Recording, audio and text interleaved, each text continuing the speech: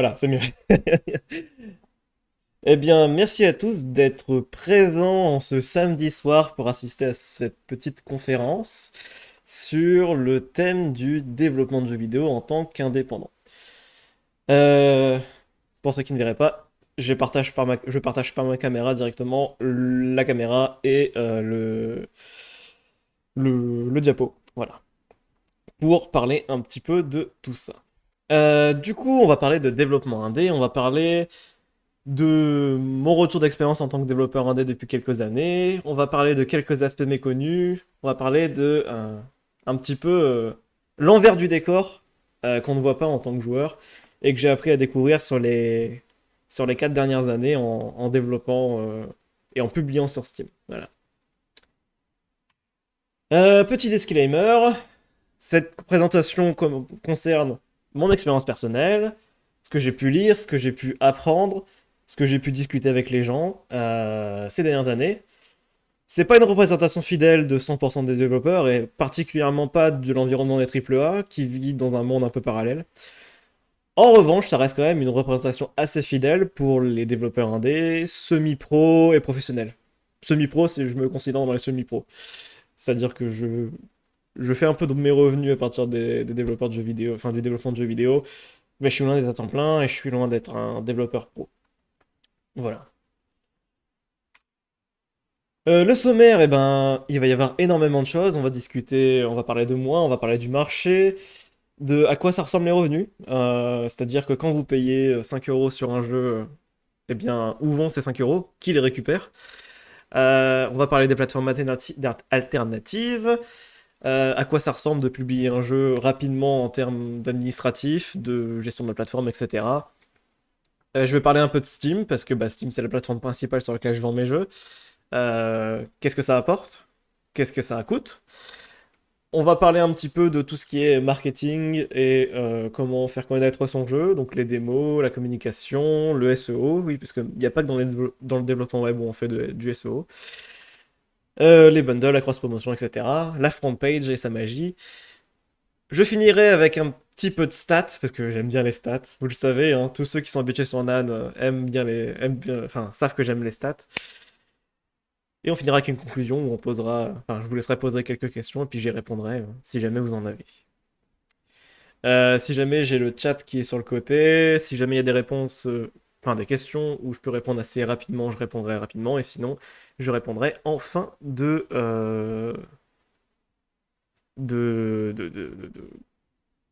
en fin de présentation. Ça vaut aussi pour les plateformes autres que Steam, tout ce qui est marketing, etc. Oui, oui, oui, oui. En fait, je vais parler avec un focus un peu sur Steam parce que bah, c'est ce que je connais le mieux, mais c'est un peu valable aussi pour les autres plateformes. Première chose, qui suis-je? Euh, qui est cette personne qui vient présenter le développement C'est prévu pour durer combien de temps? À peu près 1 heure. Voilà. Au pif, hein, on verra. Je t'avouerai que j'ai même pas répété, je vais y aller au talent. Euh, qui suis-je? Qui est cette personne qui a décidé de faire un talk sur le développement de jeux vidéo indé? Ben, la plupart des gens ici me connaissent probablement. Je suis Elanis, je suis l'un des administrateurs de Not a Name. Je fais partie du staff depuis quelques années, 2022, que j'ai rejoint le staff. Et j'ai rejoint le serveur depuis 2018. Je suis développeur web dans la vie de tous les jours et game dev les soirs et les week-ends. J'ai commencé le développement de JV en 2013 avec des mods sur Garry's Mod. Certains gros mods Stargate, j'ai participé au développement.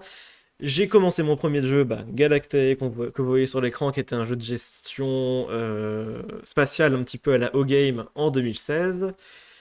Et tout a évolué avec les 2 jeux suivants. Extortion, qui est issu de la Game Jam de Not a Name de 2020, qui est sorti sur Steam en 2020. Alchemistry, qui est sorti en 2022, qui est issu aussi d'une Game Jam d'un autre serveur qui a eu lieu en août 2021. Et Manufacturing qui est en cours de développement. Il y a un canal dédié sur le serveur, si vous voulez qu'on en discute, et qui sortira en début d'année prochaine. Et mon entreprise s'appelle Dysnomia, voilà, où il y a moi-même et moi-même. Vous le verrez d'ailleurs dans les crédits des jeux. dans tous les crédits, je m'amuse à me citer. Surtout sur la ligne blagueur. Voilà, voilà. Ça, c'était pour me présenter et j'étais focus sur Discord, donc du coup, ça n'a pas changé de fenêtre.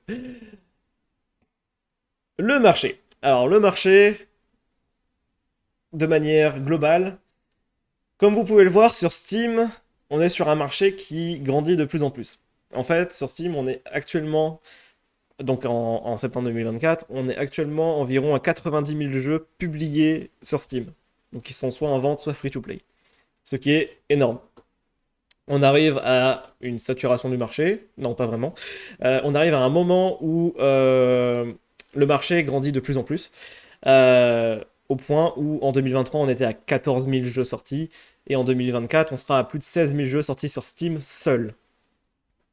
À noter un truc intéressant, c'est qu'il y a des études qui ont été faites sur combien de jeux marchent, entre guillemets, sont rentables. Et ben en fait, en 2017, on en avait 500. En 2023, on en a toujours 500. Donc malgré que le nombre de jeux augmente, publiés sur la plateforme Steam, ben en fait, on se retrouve avec un nombre de jeux qui fonctionne de manière professionnelle qui reste équivalent. Pourquoi? Parce qu'en fait, on a des plateformes comme... Bah, on a des outils comme Unity, Unreal, Godot, et bien d'autres, qui rendent le développement de jeux vidéo très simple. Mais c'est pas forcément à viser plus loin que le hobby. Beaucoup de gens développent juste parce qu'ils aiment bien développer des jeux vidéo. Je reviens sur la slide précédente pour comparer. Vous voyez, on a l'évolution en rouge de la Switch depuis sa sortie, en bleu de la PS4 et la PS5, et en vert de Xbox, qui sont respectivement en gros entre 5 et 10 000 jeux, ce qui est quand même très grand pour une si petite période de temps. On parle de même pas 10 ans. Pourquoi Steam a eu un pic aussi? C'est parce qu'ils ont décidé de s'ouvrir. En 2013 de mémoire, ils ont décidé de passer à Greenlight. Donc Greenlight, c'était, pour ceux qui n'ont pas connu, c'était un système où les gens présentaient leur jeu, la communauté votait si elle était intéressée ou pas, et si la communauté était suffisamment intéressée, Valve autorisait la publication du jeu. En 2017, ils sont passés à Steam Direct, qui fait que tout le monde peut publier un jeu. Il faut payer 100 dollars par jeu, c'est une fee, une taxe, entre guillemets, à payer à Steam pour les démarches. Mais sinon, tout le monde peut publier un jeu. À noter que cette taxe, entre guillemets, de 100 dollars est plus ou moins remboursée, c'est pas vraiment comme ça administrativement parlant, mais on va dire remboursée, dès lors que vous avez atteint les 1000 dollars bruts générés par votre jeu. Et à noter aussi que quand on arrive sur des très gros éditeurs qui font des millions, cette taxe est levée. Ils ont moyen de créer des jeux gratuitement. Parce que de toute manière, Steam, enfin Valve sait qu'ils vont rembourser. Enfin, en contrepoids, face au fait qu'on a énormément de jeux, on a aussi de plus en plus de joueurs. Donc cette capture d'écran date de début du mois de septembre, et comme vous voyez, on a atteint les 37 millions de joueurs connectés simultanément sur Steam, en ayant en parallèle environ 10 millions de personnes en jeu. Ce qui est énorme. Mais ça, c'est Steam seul. Sur le PC, vous avez aussi d'autres plateformes, vous avez GOG, vous avez Epic. Vous avez des plateformes auxquelles on ne pense pas forcément. Roblox, par exemple. Roblox qui a des pics à 9 millions de joueurs simultanés et qui est aussi une plateforme énormément développée pour pouvoir développer des jeux, en fait. Ça s'appelle pas des jeux, mais ce sont des jeux. Ce sont des jeux directement dans la plateforme. Et c'est des plateformes auxquelles on s'attend pas. Il y a aussi Fortnite qui commence à bien développer. Je sais plus comment s'appelle leur système, mais ils ont moyen aussi de développer des jeux en interne. Ce qui veut dire que le marché du JV est quand même très porteur. Vous voyez que la courbe augmente en général. Le marché augmente, donc la place pour des jeux différents augmente aussi. En parallèle, il y a aussi des jeux qui font de plus hauts scores en termes de millions de joueurs, hein. On a bien vu Helldivers cette année, on a vu Palworlds, on a vu des jeux qui ont dépassé le million de joueurs relativement facilement, alors qu'il y a quelques années, c'était très très très complexe, puisqu'on avait sur la plateforme Steam que deux ou trois jeux. Le premier étant PUBG, qui ont dépassé ce score. Voilà. Parlons un peu d'un sujet qui fait mal. Voilà. Voici donc la répartition des revenus par jeu sur Steam. Il y a 72% des jeux publiés sur Steam qui produisent moins de 5 000 $ bruts. Donc 5 000 $ bruts en net, vous divisez par deux en gros. Voire même moins selon les pays. Donc ils génèrent moins de 5 000 $ bruts sur toute leur vie. Voilà, ça c'est le chiffre qui fait un peu peur. Ce qui veut dire que si vous voulez être en France, on va se dire que pour générer un SMIC, sur la première année, il faudrait viser les 50 000 $ brut, toujours. Ça représente 16% des jeux sur Steam. Ce qui reste pas mal. Mais ça veut dire quand même que 16%. Donc ça veut dire quand même que 84% des jeux se retrouvent peu rentables ou pas rentables. Je fais partie de ces jeux pas rentables ou peu rentables. Heureusement, c'est pas ce que je recherche. On verra dans mes stats plus bas sur la dernière slide que moi je suis dans la catégorie des 5%, donc les 5 à 10K dollars pour les deux jeux. Ce qui reste déjà très très beau. Voilà. Pour parler des revenus, du coup, pour faire la différence entre le brut et le net, puisque ça reste quand même quelque chose d'important, quand vous dépensez de l'argent sur Steam, où est-ce qu'il va? Eh bien, j'ai fait ces deux graphiques qui sont vachement utiles. Donc le revenu brut, en gros, c'est ce qui est payé par l'utilisateur. En gros, si vous avez 1000 ventes sur un jeu à 5 euros, enfin sur un jeu qui est pricé à 5 euros, voilà ce qui va se passer. Déjà, il ne sera pas vendu à 5 euros partout, puisque vous avez, selon les pays, des prix qui ne sont pas en même hauteur. En général, on va dire qu'il est en moyenne à 70% du prix affiché sur un pays occidental. Donc en euros, dollars, pounds, on a environ 70% de ce prix-là.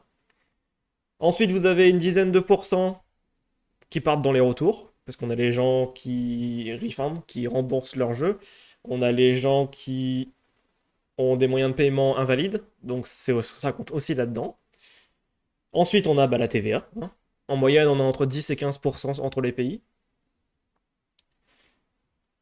Une fois que tout ça est parti, eh ben, en fait, on arrive sur du super net, entre guillemets, le net qui est affiché côté Steam. Ce net côté Steam, on a 30% qui part pour la plateforme. Donc 30% si vous faites moins de 10 millions de dollars.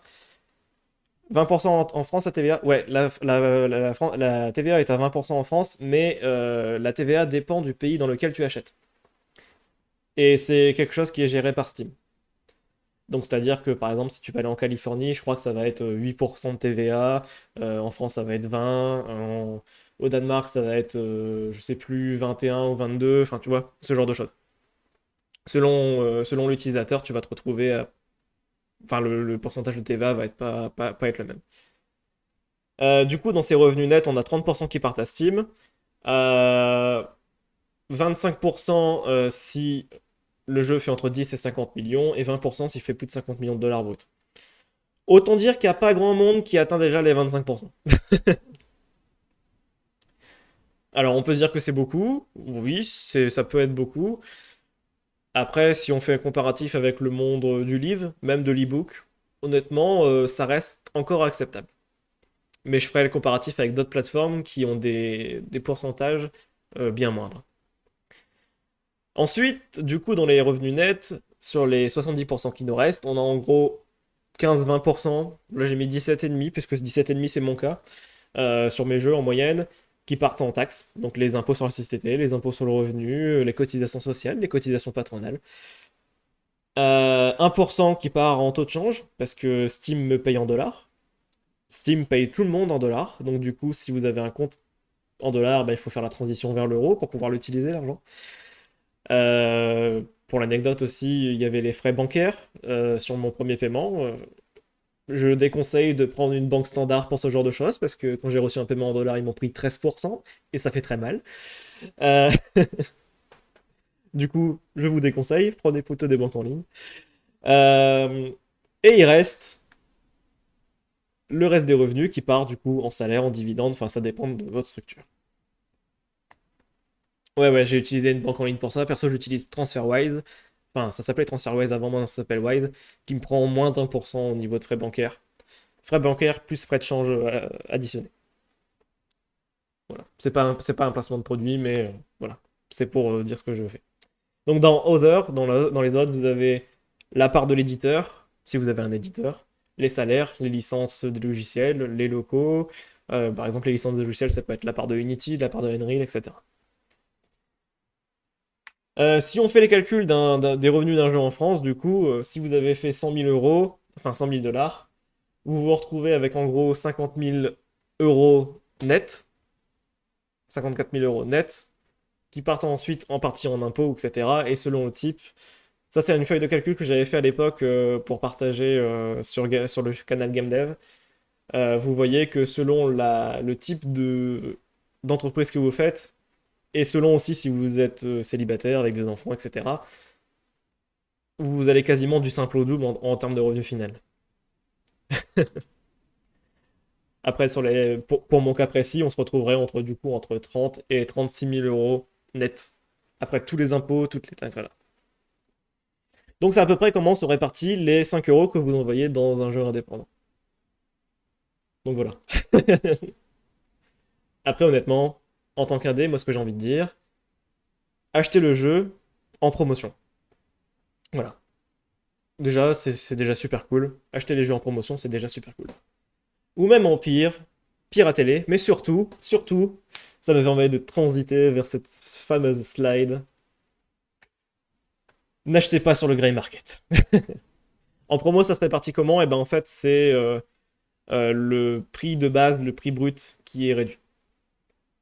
C'est-à-dire que si tu diminues de 30%, c'est 30% en moins sur la part de Steam, 30% en moins sur les impôts, 30% en moins sur ta part. En fait, c'est 30% en moins sur tout.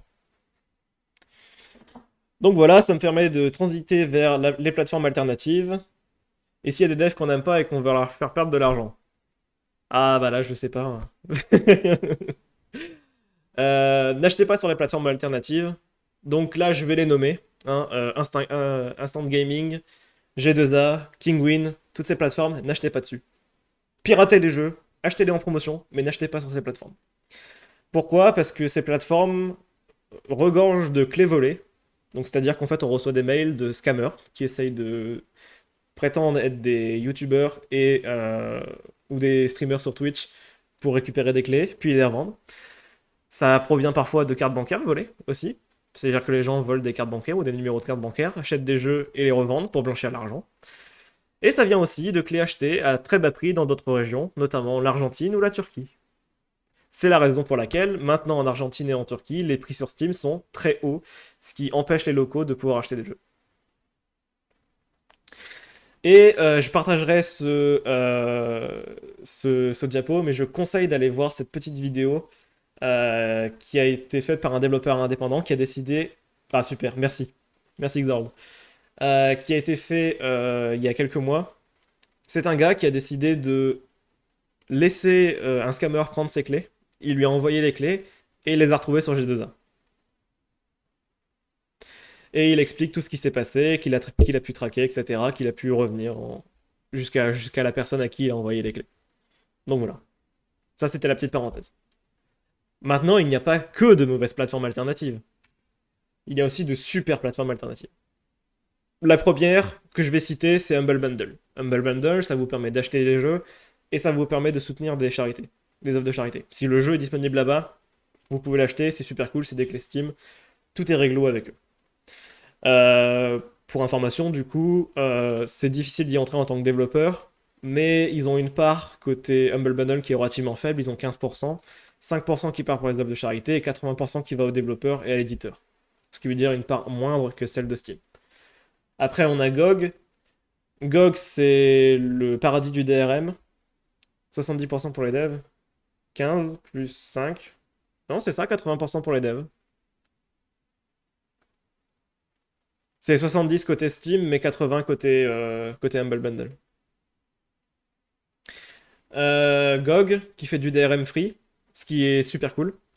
Donc ça veut dire que vous pouvez lancer et télécharger le jeu sans avoir le launcher sur la machine. Pareil que Humble Bundle, c'est difficile d'y rentrer en tant que développeur indépendant, mais c'est intéressant. Et si vous pouvez acheter des jeux là-bas, eh ben, c'est cool aussi. Ils prennent environ 30% de royalties. Alors, je suis pas sûr de ça. J'ai cherché un petit peu les sources et ils en parlent pas beaucoup. Mais a priori, ils prennent 30% de royalties comme Steam. GOG, pour information, derrière, c'est les développeurs de Cyberpunk et de The Witcher. C'est des projects. Et il y a plein de jeux trouvables sur GOG, c'est ça. C'est l'une des plateformes qui aide le plus à la préservation en termes d'archivage de jeux. Ça, c'est vachement cool. Et il reste l'Epic Game Store, sur lequel je suis un petit peu plus mitigé. C'est une plateforme legit, les gens vendent leurs jeux. On peut y accéder de la même manière que Steam, c'est 100$. Mais la visibilité est bien moins grande. On a environ 1% des ventes par rapport à Steam. Donc, est-ce que ça vaut le coup ou pas? Ça dépend du développeur. Ce qui est cool, c'est qu'ils prennent pas beaucoup de royalties. C'est là-dessus qu'ils se vendent, etc. Et c'est vrai qu'il y a Itch.io que j'ai complètement oublié de citer. Tu as raison, Rem. Sur Itch.io, je ne sais pas quelle est la part. J'ai pas été regardé. Mais pareil, la visibilité est faible. Epic Game Store, en fait, le gros avantage que les développeurs avaient, c'était les exclusivités, parce qu'ils étaient payés pour ça. Sauf que Epic a décidé de ralentir de plus en plus les choses parce qu'ils se sont rendus compte que ça leur coûte très cher et que ça leur rapporte rien. En fait, leur seule plateforme qui génère beaucoup d'argent, c'est Fortnite. Voilà. Et aussi, si on plus un jeu UE sur le GS, on paye plus les 3% de UE. Ouais, c'est ça. Voilà, voilà pour les parenthèses sur les différentes plateformes alternatives. Donc, allez voir des plateformes legit et évitez les plateformes non legit telles que G2A, Kinguin, Instant Gaming, etc. Et Itch, n'importe qui peut publier, oui. Le problème, c'est que c'est pareil, c'est la visibilité. Je pense que la visibilité est bien moins grande que celle de Epic, alors que celle de Epic est déjà très faible. En général, de ce que j'ai pu communiquer, enfin discuter avec d'autres développeurs, on est environ à 1% du chiffre de vente de Steam. Donc si vous faites 100 000$ sur Steam, vous en faites 1000 sur Epic. Est-ce que ça vaut le coup de passer son temps à publier sur Epic si c'est pour gagner aussi peu? Alors que pourtant 100 000 c'est énorme côté Steam, mais sur Epic du coup ça fait pas beaucoup. Voilà, parce qu'il faut toujours relativiser de cette manière. Je vais boire un coup parce que là je parle trop.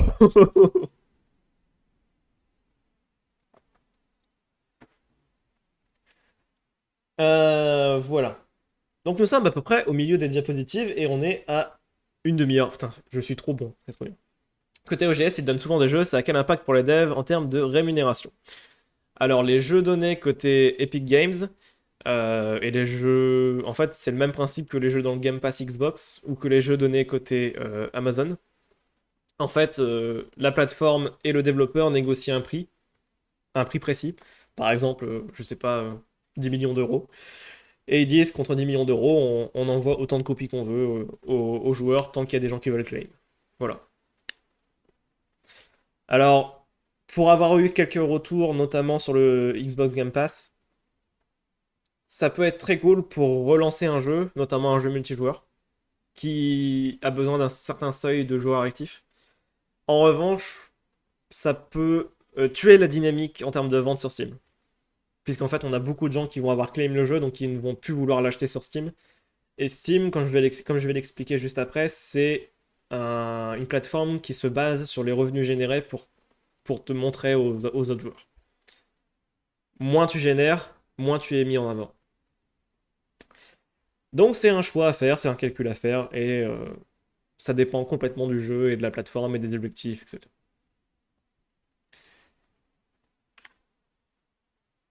À quoi ça ressemble de publier un jeu pour un dev expérimenté? Alors pour un dev expérimenté, en fait là je suis en train de me viser moi-même quand j'ai développé Extortion, donc le premier jeu que j'ai publié sur Steam. Alors tu développes ton jeu, puis tu le développes encore, puis tu le développes toujours, et puis en fait là tu te dis ah bah mince, il faudrait quand même peut-être faire l'administratif, donc tu fais l'administratif sur vitesse sur Steam, un mois, 2 mois, 3 mois, 4 mois avant de sortir le jeu. Tu releases ton jeu, et puis après, une fois que le jeu est release, tu passes peut-être un peu de temps pour tester parce qu'en fait, il y a quelques bugs. Non, c'est pas comme ça qu'il faut faire. C'est pas comme ça qu'il faut faire. Euh, ça marche. Ça marchote. Vous allez avoir quelques joueurs, mais c'est pas comme ça qu'il faut le faire de manière professionnelle. Toute personne qui a publié un logiciel, même pas un jeu sur Steam, vous vous doutez que c'est pas comme ça qu'il faut faire. Ça pose plein de problèmes. Et du coup, voilà, comme ça, il faut le faire pour un dev un petit peu plus expérimenté. Et c'est ce que j'applique avec Manufacturing d'ailleurs. L'idée, c'est de développer une base avec le jeu, une slice verticale du jeu, en fait, que vous pouvez montrer. Et à un moment, vous allez annoncer votre jeu. Avec un peu de chance, vous allez l'annoncer dans un grand événement, genre enfin, je sais pas, le pré-show de la Gamescom, par exemple. Voilà, vous allez essayer de faire une world premiere. Ou sinon, si vous avez aucune chance comme moi, et ben vous allez faire un tweet sur Twitter pour annoncer votre jeu. C'est un peu plus triste, mais ça marche aussi. Et donc, vous allez faire votre page Steam, vous allez faire un peu de marketing, et vous allez continuer à développer votre jeu. Cette fois-ci, vous n'allez pas avoir votre page affichée pendant 4 mois, vous allez l'avoir affichée pendant 12 à 18 mois, ce qui vous permet d'accumuler tout doucement des listes de souhaits. Parce que les listes de souhaits, c'est très important. Je vous l'expliquerai après pourquoi. Ensuite, vous allez continuer à développer votre jeu, vous allez faire du playtest parce que vous voulez vérifier que votre jeu n'a pas de bug, qui correspond bien à ce que les joueurs attendent, qu'il n'est pas chiant, hein, parce qu'un jeu c'est censé être fun. Et vous allez continuer à faire du marketing, vous allez participer à des événements avec votre démo ou votre playtest, vous allez faire des posts réguliers, si possible toutes les semaines, avec du Screenshot Saturday, du Wishlist Wednesday, sur Twitter, sur Blue Sky, sur Mastodon, sur Reddit, voilà, sur plein de choses. Je vois le taunt.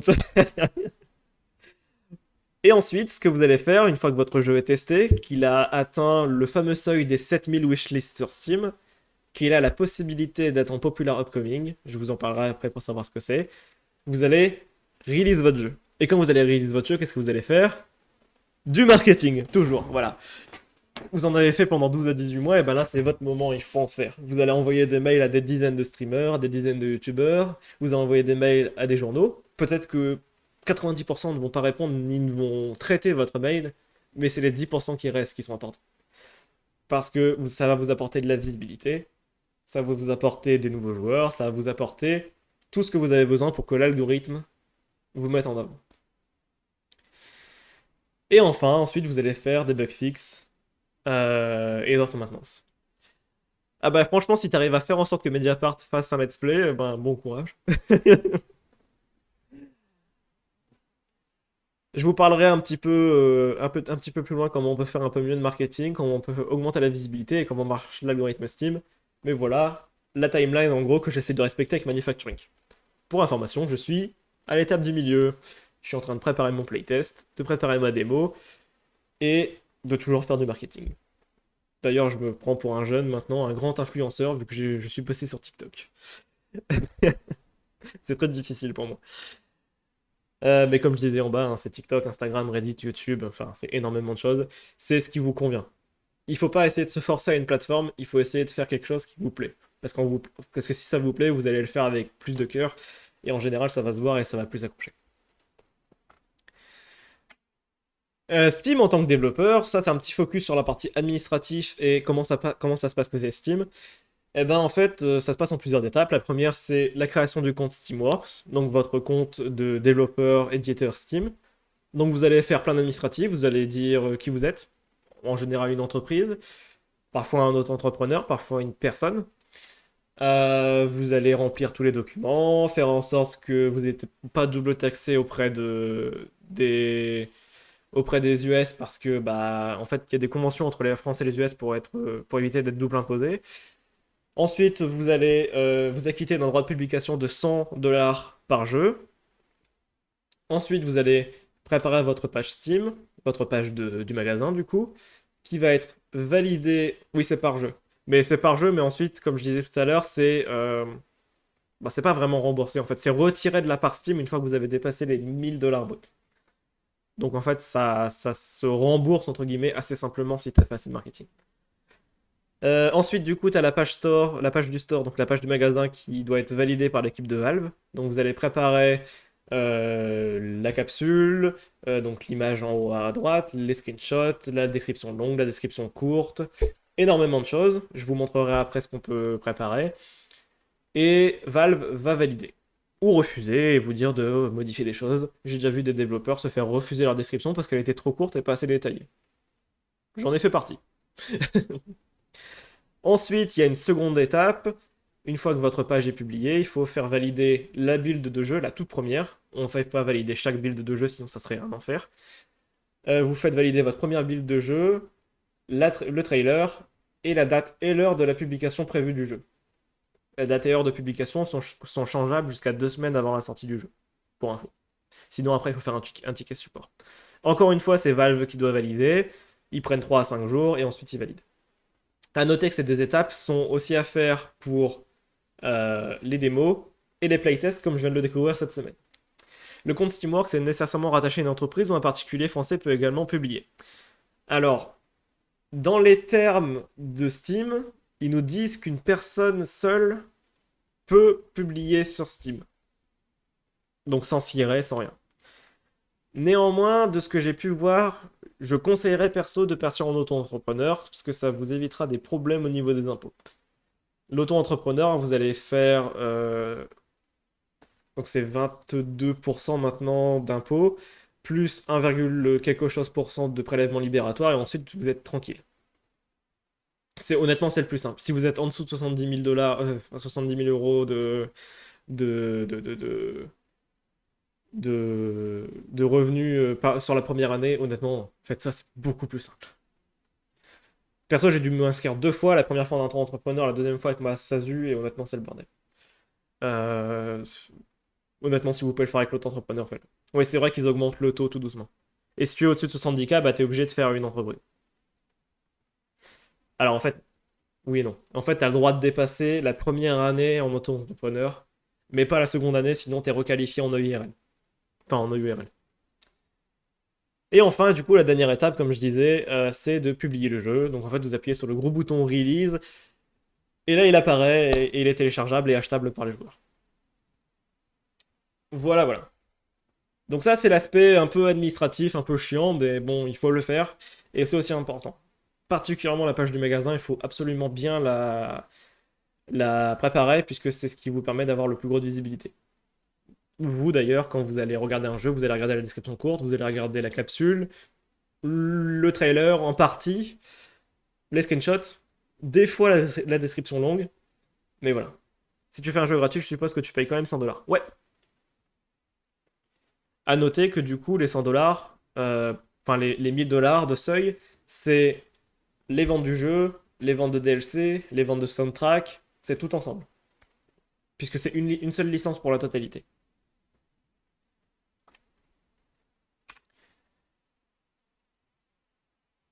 Non, c'est une fois par jeu. C'est une fois par jeu.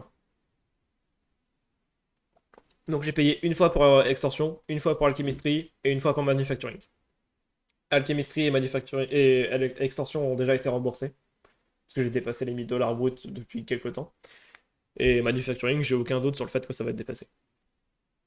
Il y a une contrainte imposée sur les langues minimum de la page du magasin. Eh ben, je vais parler des traductions après, mais non. J'en parle dans 3-4 slides, je crois. Pour continuer, Steam en tant que développeur, ils vous prennent 30%, mais comme dit Chris de How to Market a Game, il faut leur faire payer ces 30%. C'est une manière de dire, mais c'est assez marrant. En fait, Steam vous propose énormément de choses. Il vous propose énormément de fonctionnalités qui sont tous gratuites. Vous avez les notifications in-game, les microtransactions, les achievements, le Steam Cloud, le Steam Input, donc qui vous permet de gérer toutes les manettes, l'inventaire avec les cartes. Vous avez pu voir le jeu Badana qui est sorti il y a quelques temps, qui a fait un carton avec les bots qui ont essayé de faire ça comme des NFT. Les leaderboards, vous pouvez requêter des clés Steam gratuitement et les revendre gratuitement, sans que Steam prenne rien du tout comme argent. Ça, c'est hallucinant. Quand j'ai découvert ça, j'ai trouvé ça absolument fou. Alors, Valve veut mettre une limitation. Hein, c'est si vous commencez à demander 10 000 clés, mais que vous avez vendu 100 copies sur Steam, ils vont vous dire ouais, t'abuses un peu quand même. Mais dans l'absolu, vous pouvez. Si vous avez fait 1000 ventes et que vous voulez vendre aussi 1000 copies sur votre site perso ou sur Humble Bundle, vous pouvez. Et Valve ne va prendre aucun centime là-dessus. Et ça, c'est super cool. Vous avez les screenshots, vous avez le Remote Play qui vous permet de faire de la LAN à distance.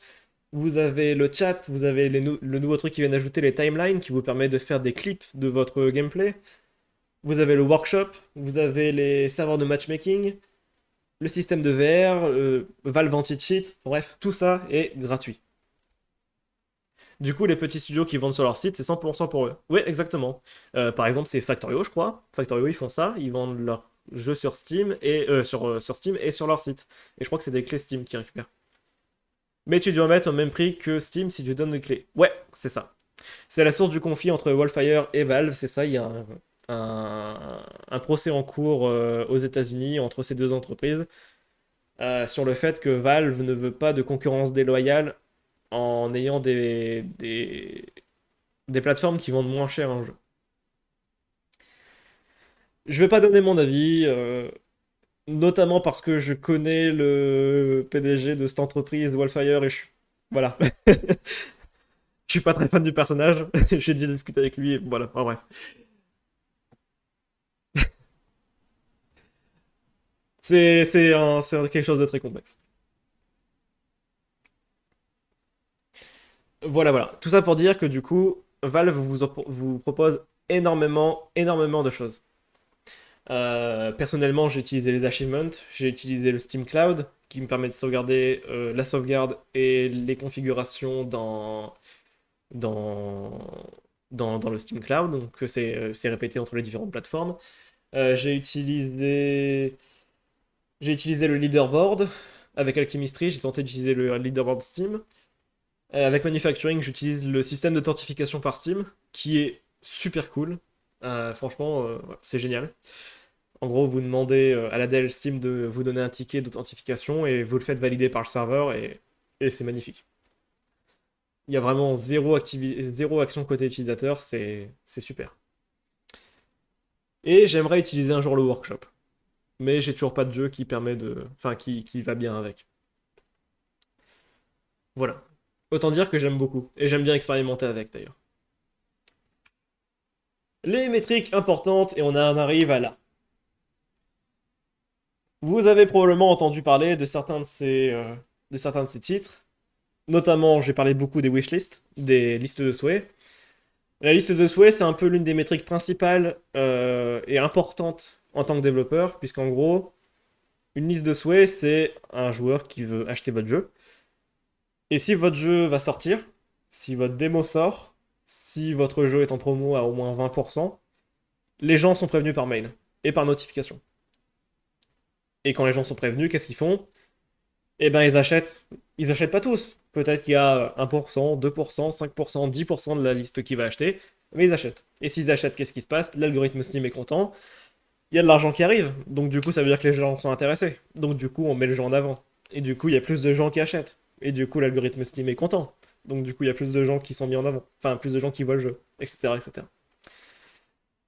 Donc c'est la chose qui drive les ventes. Je vais en arriver justement là, ouais, super là. Les wishlists, c'est une donnée qui est privée.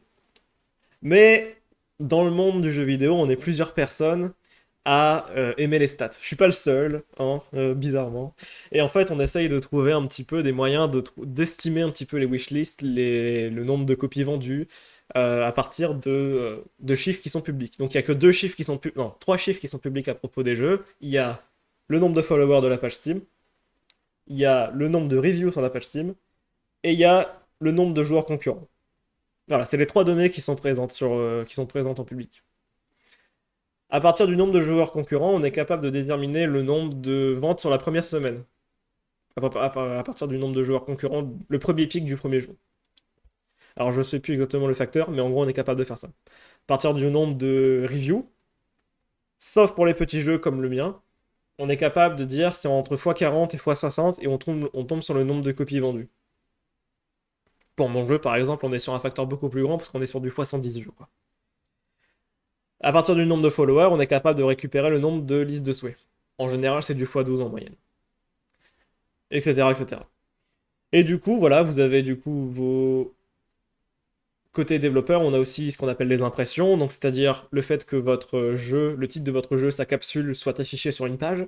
Vous avez bien sûr le nombre de visites, le nombre de personnes qui ont cliqué sur ce lien, crée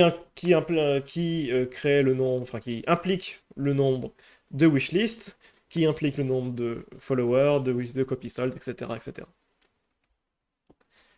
En fait, quand on voit ce graphique et quand on le comprend et quand on comprend toutes les implications derrière, on commence à comprendre un peu comment fonctionne un petit peu l'algorithme de Steam. Alors, jusqu'à 2024, c'était des gens qui devinaient en fait.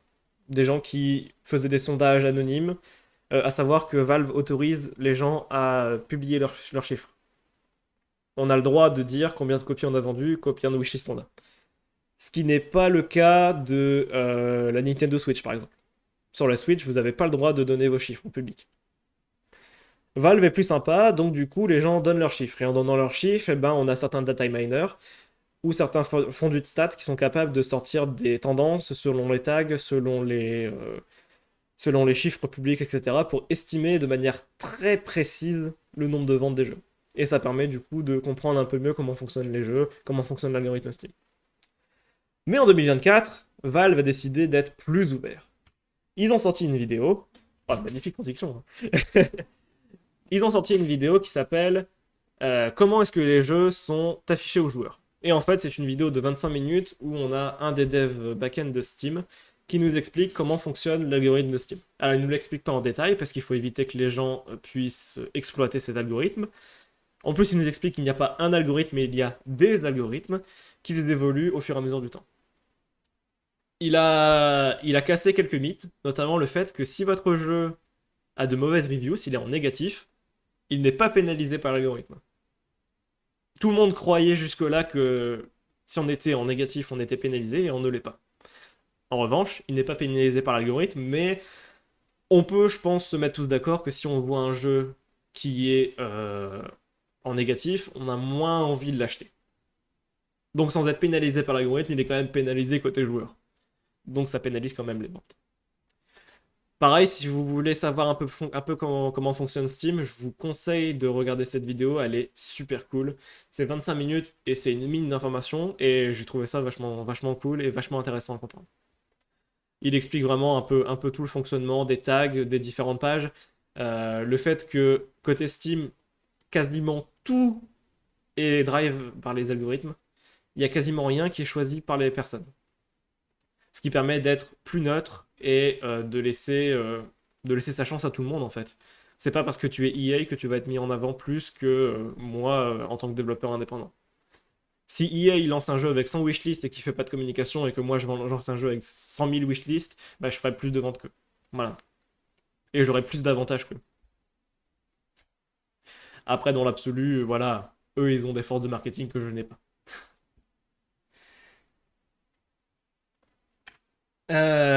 On en arrive à la question de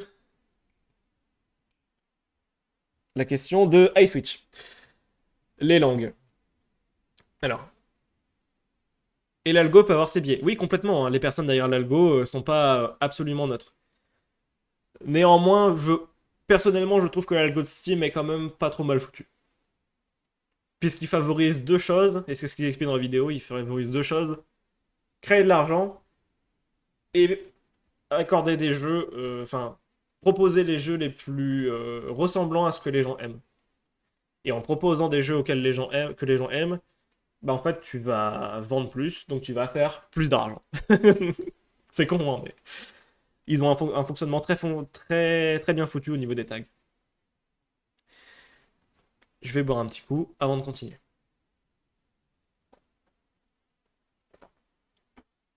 On est à peu près aux trois quarts des slides.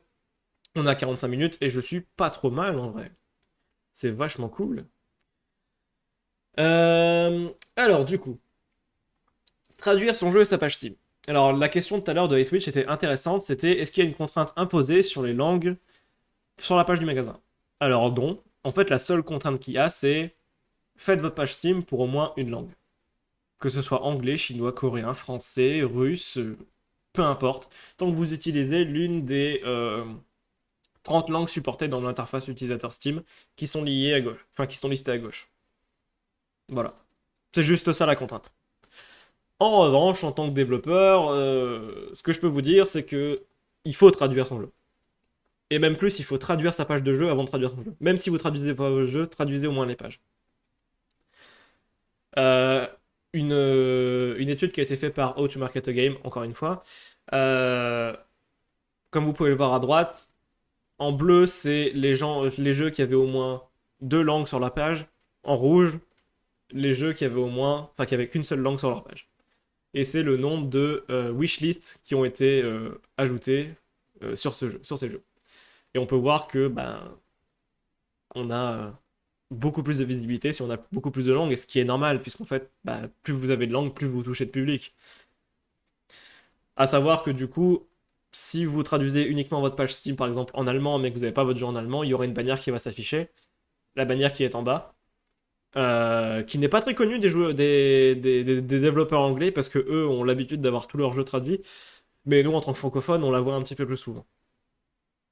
Personnellement, de mon côté, par exemple, sur Alchemistry, j'ai traduit le jeu en 5 langues. Enfin, j'ai traduit et la communauté a traduit en 5 langues. Et j'ai une sixième qui va arriver. Merci à la personne qui l'a traduit. Elle est dans le chat. Pour parler de la plateforme, eh bien, l'anglais n'est pas majoritaire sur Steam. Enfin, il n'est plus en majorité absolue. L'anglais représente environ un bon tiers des joueurs sur Steam.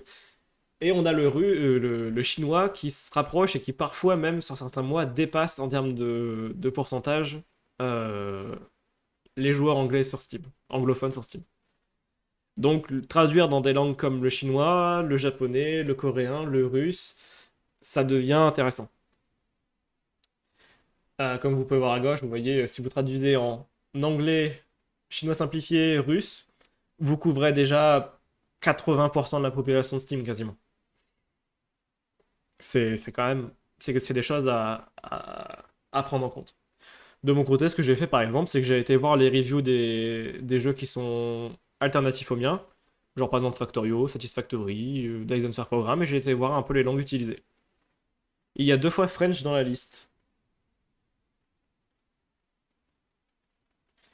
Est-ce que tu as pas mal lu parce qu'il y a du finnois en bas? Ouais. Ah, c'est peut-être trop petit des fois dans la caméra. C'est peut-être pas super lisible des fois. Mais voilà, tout ça pour dire, c'est important de traduire. De traduire au moins la page, et ensuite, par exemple, par rapport aux listes de souhaits, vous priorisez les langues pour traduire l'interface du jeu. Perso, j'ai très surprenamment beaucoup de wishlists en français, beaucoup plus que la moyenne des autres développeurs. On ne sait pas pourquoi. Pour passer à la suite, une autre chose très importante au niveau visibilité, c'est les démos. Alors les démos, ils ont eu leur moment de creux, en fait. Pour ceux qui ont vécu l'époque des démos gratuites sur les premières consoles, enfin sur les consoles dans les années 90 et début des années 2000, ensuite il y a eu un très gros creux. Les démos, c'était plus à la mode, il n'y avait plus grand monde qui en faisait. Mais on se retrouve au final avec quand même une nouvelle tendance qui a été lancée partiellement par Valve, hein, on va pas se mentir, avec l'événement qui s'appelle la Steam Next Fest, qui met en avant des démos tous les 4 mois, donc en février, juin et octobre, qui met en avant entre 700 et 1500 démos tous les 4 mois. C'est hallucinant. Et la démo vous permet de faire du playtest, vous permet de mettre en avant votre jeu, de faire en sorte que les gens soient intéressés. Et c'est une autre manière très importante de gagner de la visibilité et de préparer la sortie du jeu. Pour donner un exemple récent, il y a le développeur de The First Tree, donc David Well, qui a annoncé son jeu à la Gamescom qui s'appelle We Harvest the Shadows, qui est un jeu d'horreur et de farming, certains en ont peut-être entendu parler, qui a complètement explosé les scores, puisqu'en fait il a lancé son jeu en faisant une world premiere au niveau de la Gamescom, donc déjà ça fait un pic de visibilité de, je sais plus, 10 à 15 000 wishlists, ce qui est énorme. Et ensuite, il a lancé sa démo au même moment, qui a été pris par les streamers et les youtubeurs, ce qui lui a permis d'atteindre les 126 000 listes de souhaits en 3 semaines. Pour vous donner un ordre d'idée, c'est le top 0,01%, un truc comme ça, en termes de rapidité. On est sur le top 10 ou quelques dizaines de 2024 en termes de visibilité. Donc les démos, c'est vachement important. J'aime les démos. Moi, j'aime bien mettre le premier quart d'heure de gameplay au niveau du joueur en démo. Comme ça donne envie aux joueurs. Et j'essaie aussi de faire en sorte que la transition soit la plus tranquille possible pour que les gens puissent jouer à la démo, apprécier, acheter le jeu et continuer. Voilà. J'ai pas grand chose de plus à dire. Vous pouvez voir ici le petit graphique du nombre de démos qui étaient apparus à la Next Fest à chaque fois. Il manque juste février 2022 où j'ai pas pu retrouver les chiffres. J'ai demandé à quelques experts du domaine, mais on n'a pas pu trouver plus d'informations que ça. Mais vous voyez que la tendance est quand même à l'augmentation. Et pour information, je serai présent à la Next Fest d'octobre avec Manufacturing. Voilà.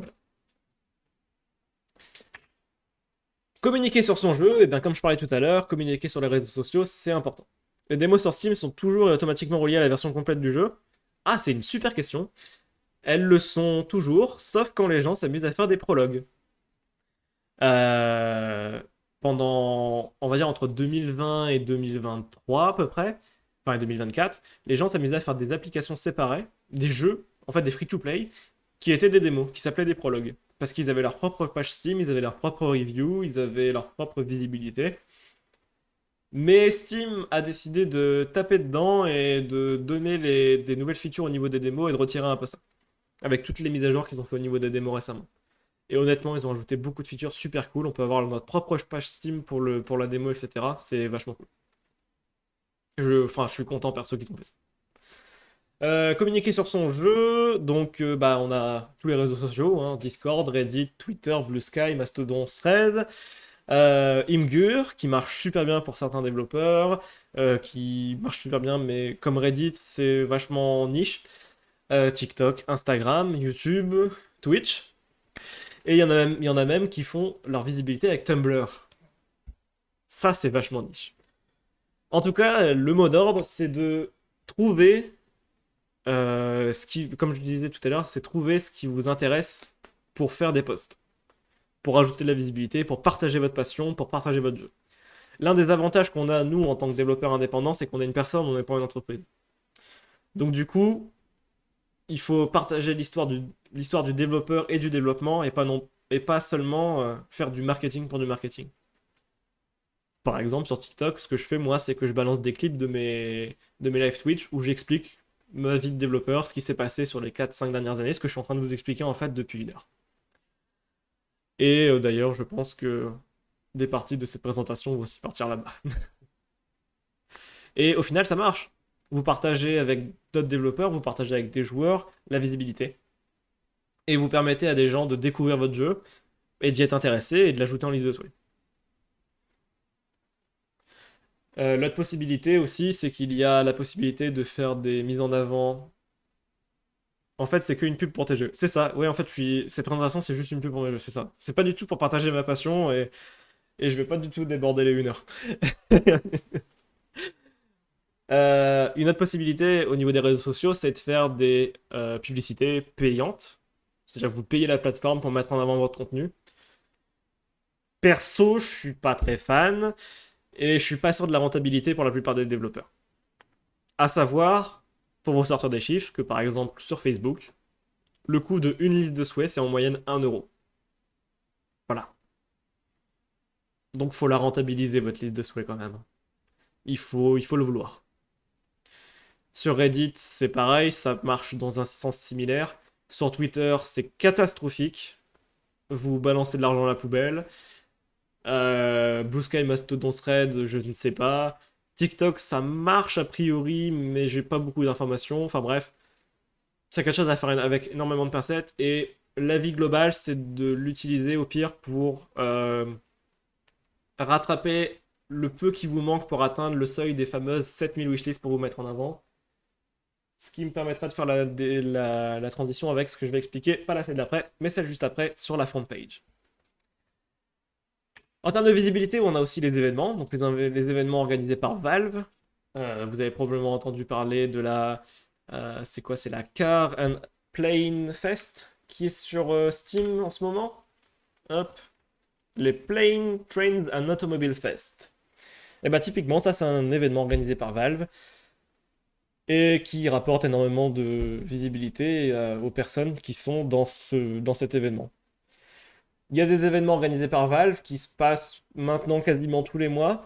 On a des événements aussi organisés par des tiers, la Warzone Game Fest auquel j'ai participé. Le mois prochain, il y a la Ada Lovelace euh, Day, donc le Programmers Day, qui parle de la première programmeuse de l'histoire, qui parlera des jeux de accès de développement, hacking, etc. Donc oui, il y en a plein. Et il y en a énormément. Et même au-delà de Steam, on a des événements qui n'ont pas forcément de la visibilité sur Steam, mais qui auront de la visibilité sur Twitch, sur YouTube, sur d'autres plateformes. Par rapport aux réductions des events, c'est des réductions gérées par l'éditeur, c'est bien ça? Ouais. Toute réduction qui est mise en place sur Steam, c'est le développeur qui choisit.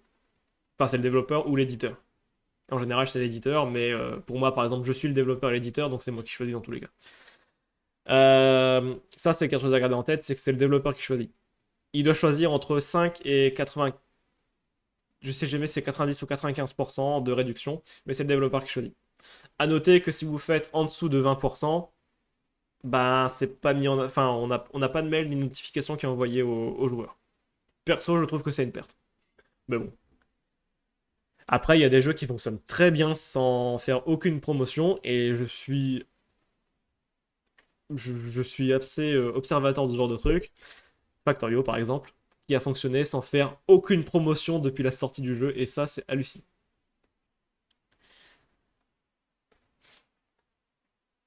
Hop, j'ai perdu mes notes. À l'aide, j'ai perdu mes notes.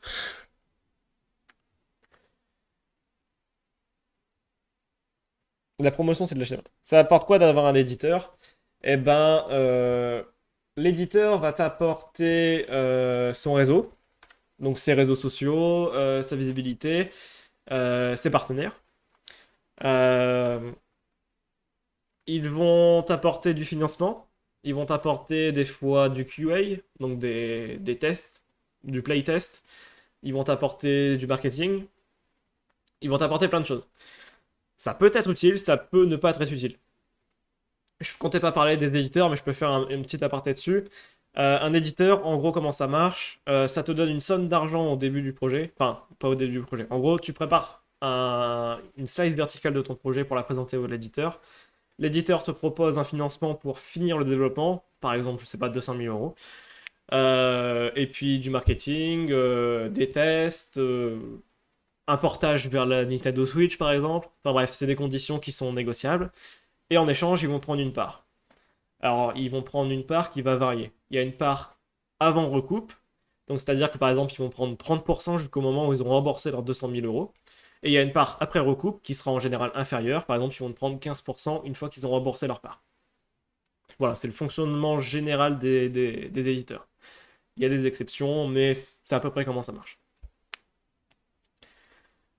Euh, pour parler du SEO, puisque le SEO n'est pas limité au site web, et oui, on en fait aussi en tant que développeur de jeux vidéo, on se retrouve à devoir faire en sorte que le jeu soit intéressant. Donc il y a la capsule, qui est probablement l'image la plus importante de votre jeu, puisque c'est celle qu'on va voir partout. J'en parle juste après des jeux que j'ai dev. Je vais en reparler juste après. Il y a ensuite la description courte, qui est pareil très importante, puisque c'est ce qui est montré à votre, à vos futurs joueurs, à vos possibles futurs joueurs. Il y a le trailer, il y a les screenshots qui sont un peu moins importants, puis la description longue qui est tout en bas, que vous allez moins lire en général, qui sera encore moins importante, etc.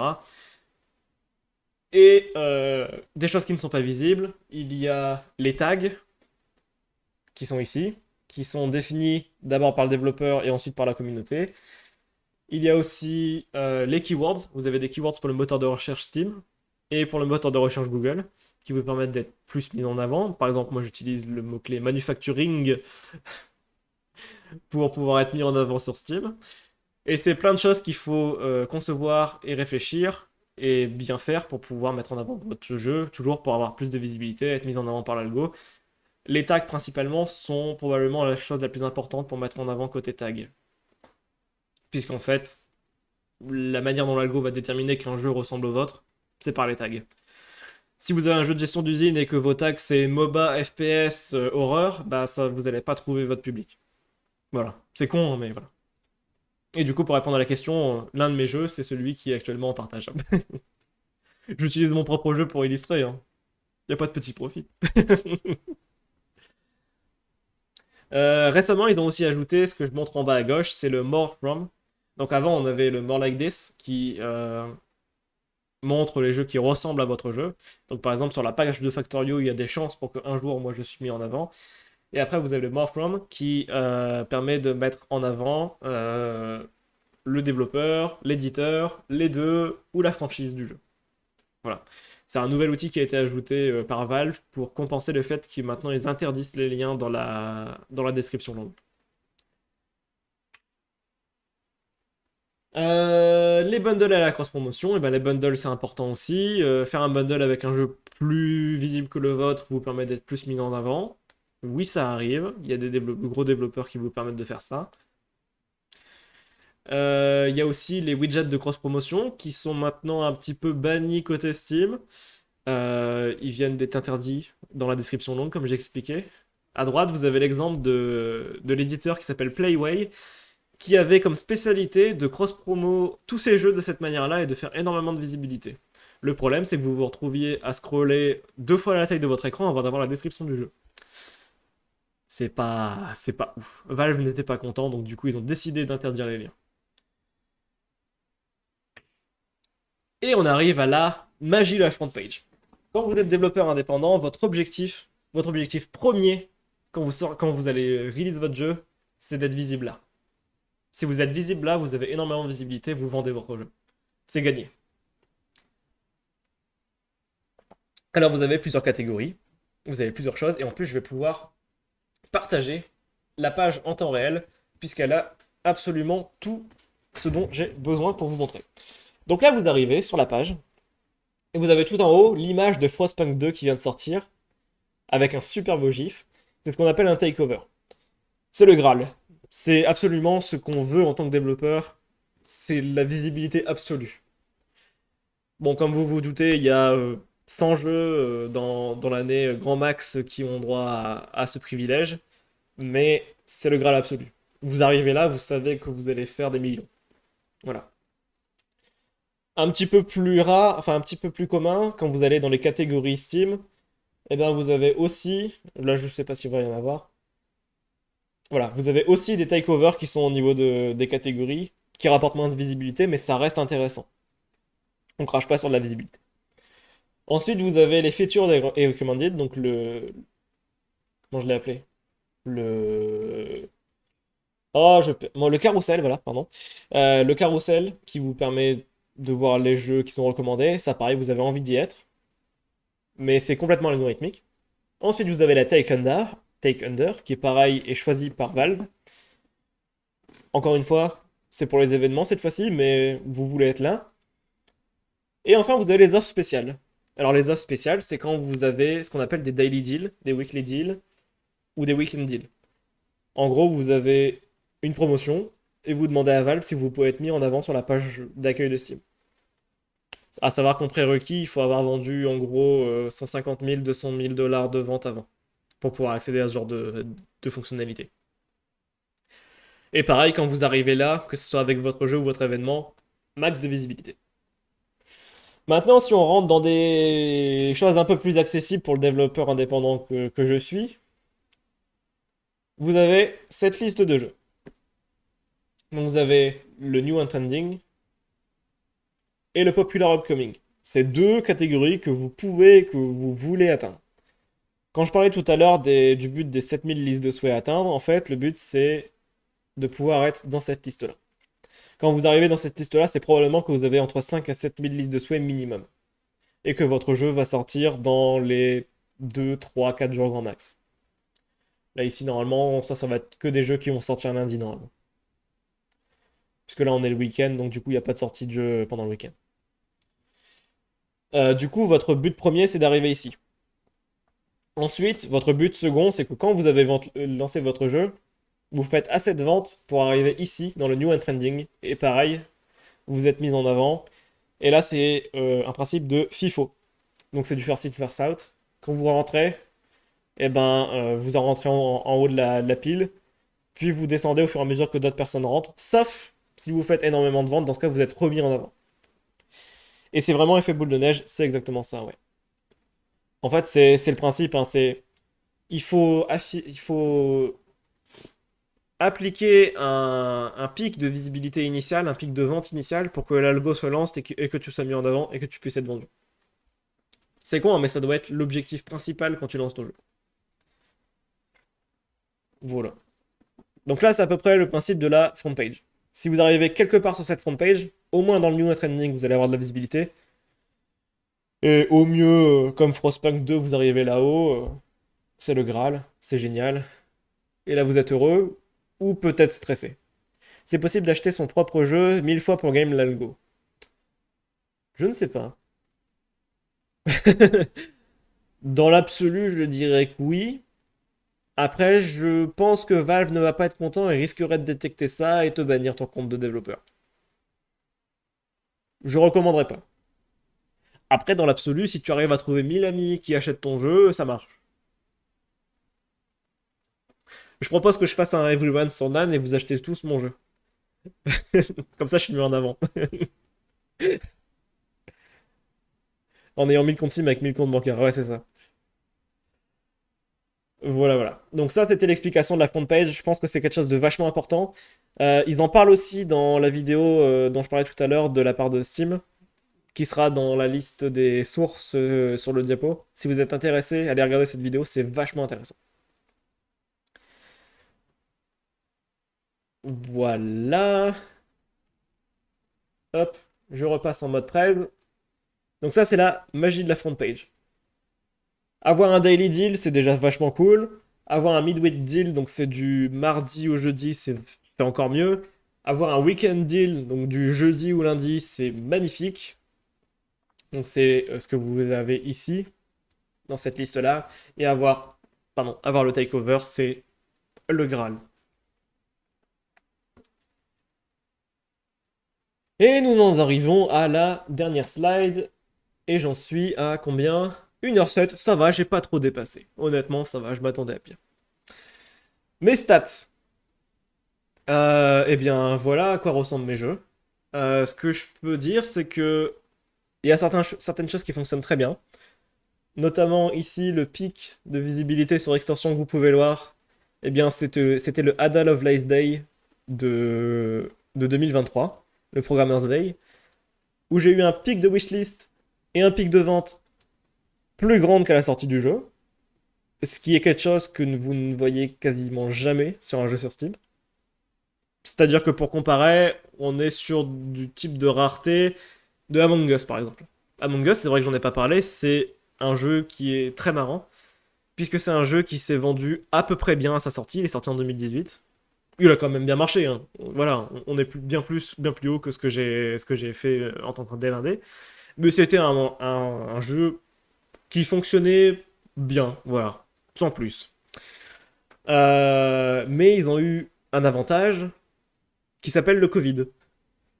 Le Covid, les streamers, et ils ont fait un pic de visibilité sur Twitch absolument hallucinant, et c'est comme ça qu'ils sont devenus le succès qu'ils sont maintenant en fait, hein.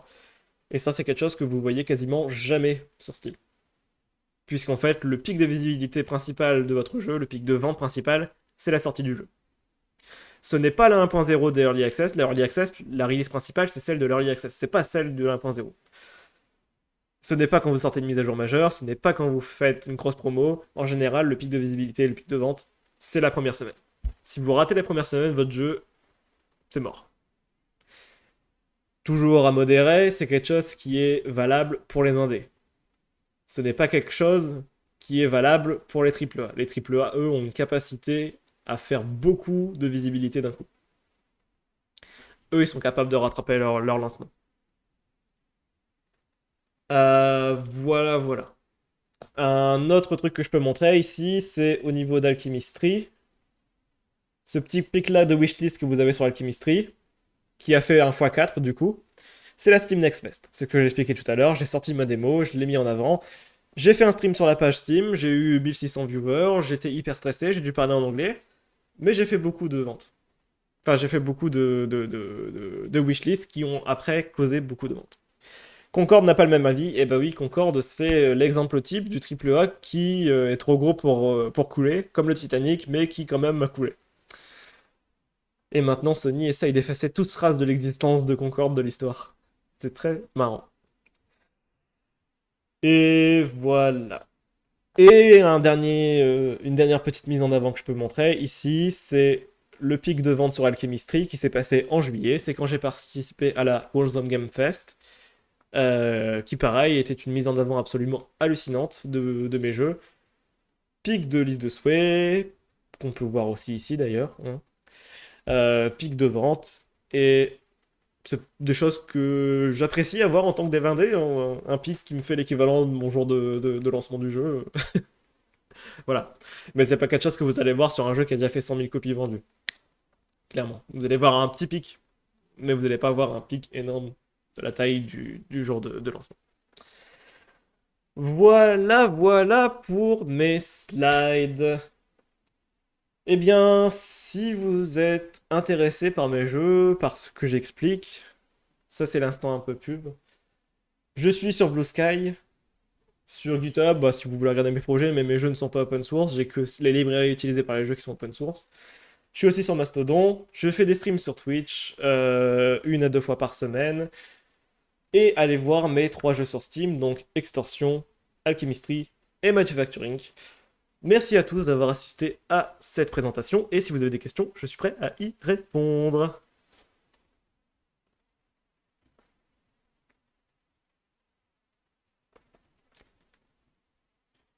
Ravi de répondre à toutes les questions. Et pareil, si vous avez des questions après la présentation, n'hésitez pas à les poser dans le canal conférence et j'y répondrai. Et il y aura une rediffusion sur YouTube aussi.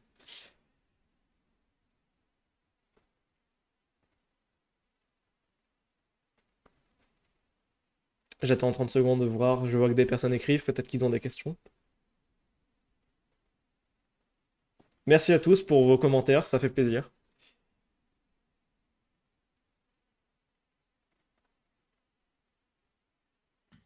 Faudra pas que tu oublies de mettre un lien vers ton diapo pour qu'on puisse aller Ouais, voir les je sous. mets ça dans conférence dans 30 secondes. Hop. Je vais même le faire maintenant. Comme ça, on va pas oublier. Hop, tous les adaptateurs qui ont le lien. Lecteur, paf. Un jour, Proton aura son propre outil de présentation et je pourrai partager des liens Proton.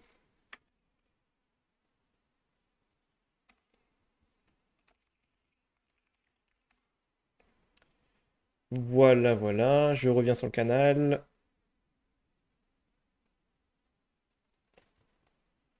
La partie la plus dure dans un jeu, c'est le marketing que le dev. Eh ben ouais. Alors, un chiffre que je peux donner, qui va vous faire froid dans le dos, c'est que en théorie, vous êtes censé passer 50% de votre temps à développer et 50% à faire du marketing. Je vous avoue que je le fais pas, hein. Je suis plutôt sur du 80-20, on va dire. Je suis plutôt sur du 80% dev, 20% marketing. Et oui, 50% c'est énorme. Mais en fait, en théorie, c'est ce que vous êtes censé faire, parce que normalement, en fait, la règle d'or, c'est d'essayer de faire un post, si possible un post viral, par semaine. Sur des trucs comme Reddit, Twitter, etc. Et dans l'absolu, si vous faites du TikTok, ou du Instagram réel, ou du YouTube Short, il faudrait faire tous les jours, voire 2 fois par jour. Ce qui fait énormément. Ouais, c'est difficile de marketer son jeu en vrai. Il y a aussi le syndrome de l'imposteur, le fait de ne pas vouloir gêner les gens en faisant de la pub. Mais en fait, parfois, il faut assumer, partager sa passion, j'ai envie de dire. D'où le besoin de ne pas être seul. Oui, c'est ça, être accompagné peut être très intéressant. Perso, moi, ça me plaît d'être seul, mais être accompagné par un éditeur, être accompagné par un associé, c'est l'une des manières de gérer la chose. Perso, j'ai pris l'habitude de travailler seul sur mes projets depuis 10 ans, donc maintenant, c'est foutu. quand je vais devoir engager un salarié, si jamais je dois engager un salarié, ça va être très bizarre pour moi.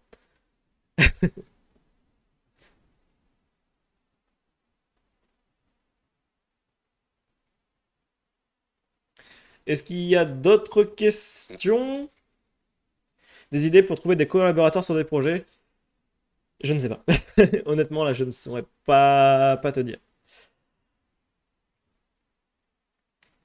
J'ai envie de dire des amis, aller sur des communautés qui font du développement, discuter avec des gens, mais avec un peu de chance, voilà.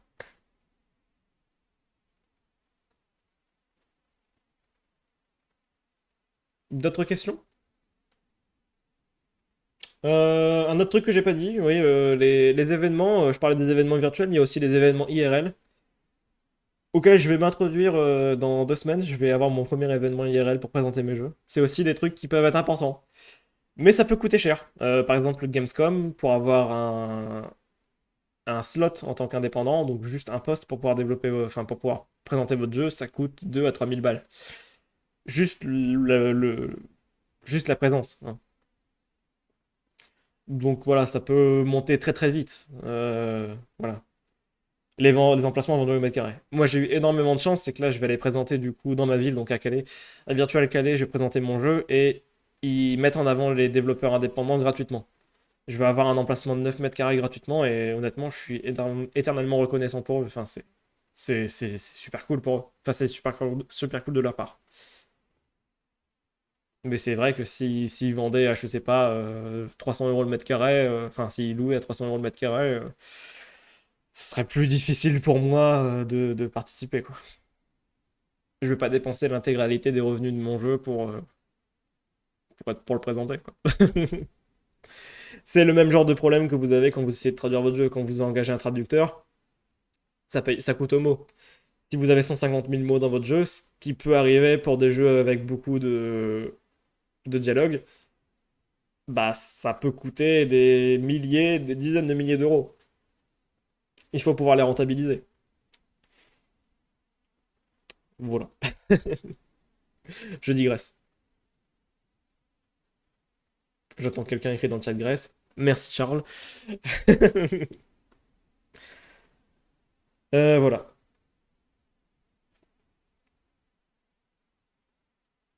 Bon, eh bien, si tout le monde a terminé au niveau des questions, eh bien, encore merci à tous d'avoir assisté à cette conf.